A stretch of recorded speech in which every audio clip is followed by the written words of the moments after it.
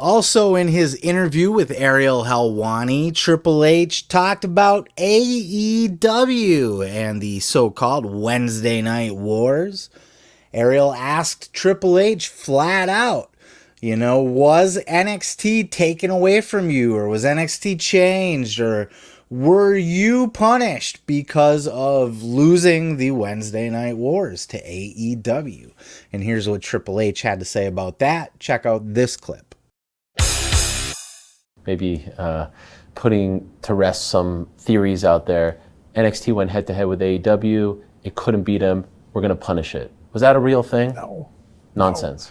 No, look, we do. People put so much pressure on all this competitive wars. It never was that. Look, first of all, they beat our developmental system. Good for them, right? No, it was never that. It was never, there was never even a pressure of like, oh, you have to beat that. Like, it was never that. It's put on the best product we could. Do you consider them specifically as competition? Again, not, and it's funny, I've heard Nick say that, and I've heard people say to him, well, it's a cop-out answer. It's not a cop-out. Everything is competition to us. If we pay attention to everything, you have to. Do we pay attention to AEW? Do I watch it on a week-to-week basis? No. Am I aware of what's happening there? To a degree. Right? I'm not following everything they do. There's sometimes I'll see that somebody would say, well, this is very similar to what they do. I'm like, I had no idea. Yeah. At the end of the day, you have to focus on what you're doing. So I'd said in my last clip here about Brock that Triple H was refreshingly open and honest and willing to talk about stuff. This one, I don't think so much. He kind of downplayed it, He's just like, whatever. You know what I mean? And no, we never thought of it as a war, and we were just developmental. And that may be the case, technically. But they were, at the time, really were pushing themselves as the third brand, right? They were not calling themselves a developmental territory anymore, and they had a TV deal. They were on TV. So you're not developmental anymore. And you had Adam Cole, and you had Keith Lee.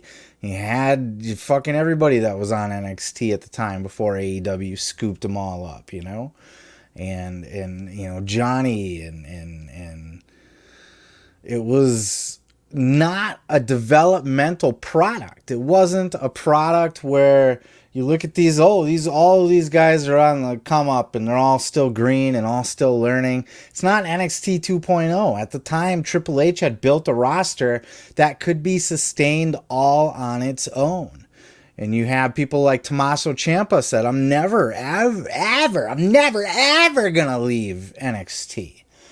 That was his home. He wasn't there to develop. He wasn't there to grow as a professional wrestler. He's a fucking veteran, for Christ's sakes. He was there because that's where he was happy. It was a perfect schedule. Triple H was a great guy to work with. And to be 100% blunt with it, NXT was just a better product than WWE was at that time. Before the NXT 2.0. NXT was hot as hell.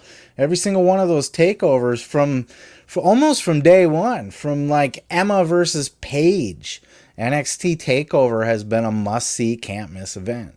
So for Triple H to just downplay it and be like, you beat our division. He downplays it like AEW beat all the guys that are training in the Performance Center.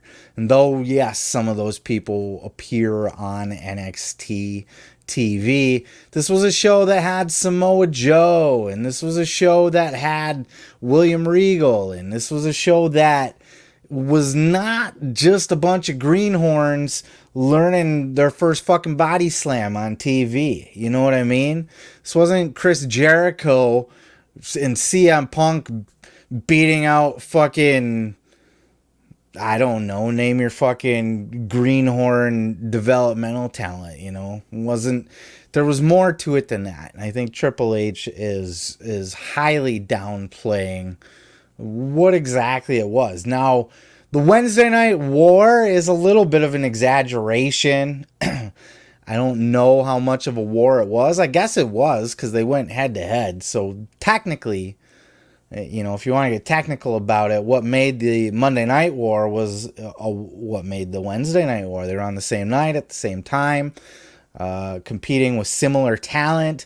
And, NXT did beat AEW only like twice, but they beat AEW. So it was a war. There was back and forth. This was not a guy that just came in from the NFL that didn't make the cut. Trying to try his hand at professional wrestling up against, the biggest stars over in AEW. It just wasn't that. It was Adam Cole in the Undisputed Era, head to head, and Johnny Gargano and all that, head to head with AEW. I think Malachi Black was in NXT while they were on TV, I don't think he had either gone up to the main roster or been released yet at that point. So Triple H is being a little bit insincere there and a little bit downplaying it, in my opinion. Is it something that AEW should be going around bragging about? Oh, we beat NXT. They don't, but you do hear it from time to time, and fans sure as fuck love to bring it up. And it's not that big of it's not that big of a deal. It's not something that they should be bragging about. They did technically beat WWE's developmental. Whoop-de-doo, big deal, good for you, like Triple H said. They were the third brand. I don't know if developmental is the right way to put it at that time, but they were the minor leagues. This would be similar to when ECW was a third brand in WWE. They weren't the developmental brand. They had a lot of the newbies on there. It was a lot of their greener talent just coming up, but it wasn't their developmental brand. NXT was that exact same thing under Triple H. And AEW squished them. And, I think that the rumors that Vince McMahon got frustrated with Triple H about that and basically took it away from him, I think that's true. And Triple H isn't going to come out and say that in an interview with Ariel Helwani. He's not going to say, yeah, you know what, look, I sucked at booking NXT and Vince got really mad at me and he took it away from me and sent me home. And he's not going to say that to Ariel. So I do think that he was kind of pussyfooting around it a little bit there at that point. But it was interesting to hear his take nonetheless and just hear what he had to say about AEW. Apparently he doesn't think a whole lot about AEW. We'll get to a little bit more about that later with some more of Tony Khan's comments, actually. But yeah. That was Triple H's interview. Man, you have to go out of your way to watch this whole interview. Please, please, please.